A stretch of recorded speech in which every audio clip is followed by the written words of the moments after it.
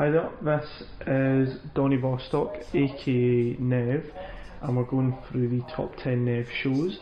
This one is Scum from 2015, which was my fourth show, my second Edinburgh run, and this was the first one that didn't feature a tracksuit and dark sunglasses. So I revealed my eyes to the public in this show. I had grown a little bored of the sunglasses and the tracksuit. I thought, it had become distracting to the actual comedy, so I sort of wanted to give it up. So what I did was, you can have a procedure where you can have your eyes brightened. So before the Edinburgh show, I decided I'll go get my eyes brightened, and that's what I had done. Unfortunately, the actual night of the recording, the footage wasn't really up to scratch, so all evidence of my extra bright eyes, and these were really bright. These, my eyes are usually light blue, but these were really, really light blue. But unfortunately, a lot of evidence of that, it's had to be scrapped. So the audio was the only thing that survived the actual recording, so that's why I had to make this cartoon. And the photograph that I used for my face here, that's from before I had my eyes brightened, so you'll never, and I don't think I'll do it again. It's that hack to get if I got my eyes brightened for a future show, I don't think I would do that. I think this was and I think the reason I had my eyes brightened was because it was the first show that I did without the sunglasses. I wanted to make a bold statement, and I wanted just me to look intense. My eyes are just like I was saying, they're not just light blue, they were really, really light blue, and I think that added to the show. So what's this bit about? This bit is about Yorkie bars, and what I wanted to do with this show was I wanted to start doing some more political material, but disguise it underneath some silliness. So this routine is it just keeps on going on and on about Yorkie bars, Yorkie bars, Yorkie bars, and then, which is all good and silly, and then it sort of hits you around the head with this sort of third world exploitation subtext. So yeah, I think this, I like a lot of this show, Scum. I think there's a really good about half an hour in it, going from Yorkie bars through to Watch Mojo top 10 lists, and then Pixar's Cars. Some of it doesn't hold together as well as some of the later shows, but this one I think is a decent first attempt at what I was going for later.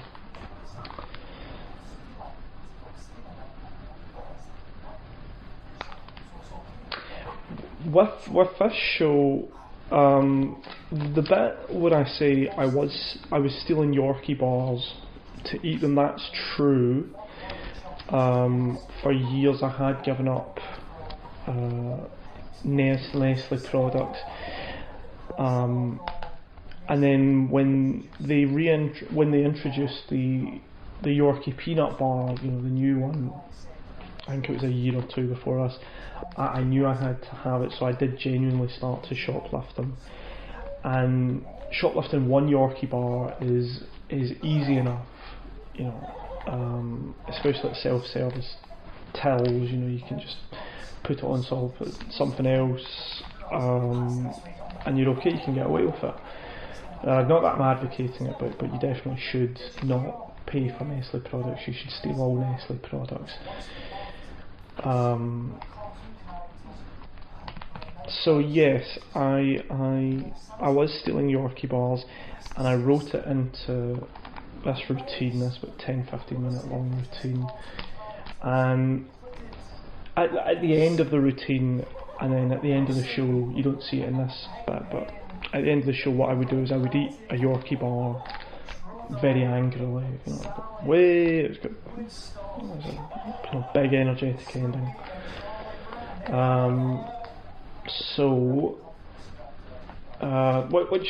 When I was running the material and you were doing this at open mic nights, you know, 10 minute, 15 minute, it's fine, you know, you could steal one Yorkie bar on the night of the show.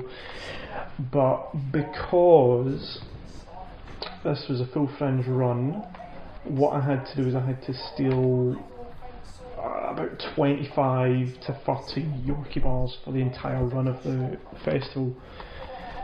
So what I had to do was I went to a supermarket and I bought a couple. I got a couple of multi-packs of Yorkie, and I had went to the supermarket the week before. This is in Glasgow. This is the Safeways in Partick, and I had noticed where the cameras were.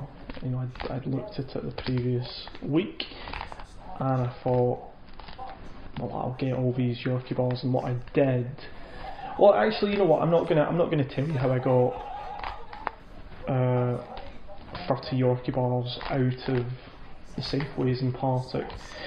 All you need to know is that I genuinely did. So I then had all of the Yorkie bars that I needed for the Fringe run that year, and I didn't have to pay for them. And so I had to stick to my principles there.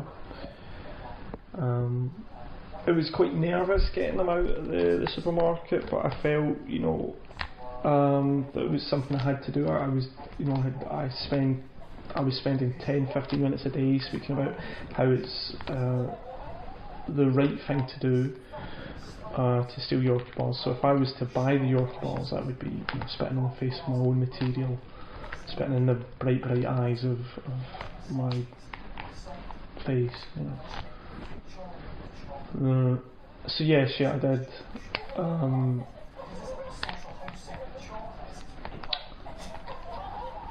You know, and eating a Yorkie bar each day at the Fringe, some of you would think that is, you know, an unhealthy thing to do. But because, you know, the Fringe is booked months in advance, what I did was the month before the Fringe, this is July, so July of 2015, I just didn't eat anything for the full month. So when I went to the Fringe in August, I was immensely emaciated, you know, because I hadn't eaten in a full month, and so eating one Yorkie bar a day, along with the alcohol after the show, I then, by the end of the Fringe run, I went back up to my normal weight. So yeah, I mean, it was sort of like, if you've ever seen the Christian Bale film, The Machinist, you know, he lost a lot of weight for that, because I'm a method comedian, you know. So I mean, when I went to the Fringe, I think I was at the start of July, or sorry, the end of July. I think I was about, you know, 6 stone or something. Usually I'm around about 12. I think I was about 12 stone at that point in my life. So I'd lost half my weight through not eating for a month, and then, you know, by the end of the festival, eating a Yorkie a day, along with you know, beer at the end of the show, I was back up to my normal weight. In fact, I did put on some weight at the end of the Fringe. And it is, you know, it is unfortunate that I didn't, get the recording of the show. Because if you were actually looking at the show instead of these cartoons, what you would see is somebody with very, very bright eyes, very, very light blue, and also the best physical shape I was in. If I was to draw the Mr. Blobby face on my, in fact, I still have the scars on my chest, but I was fucking ripped,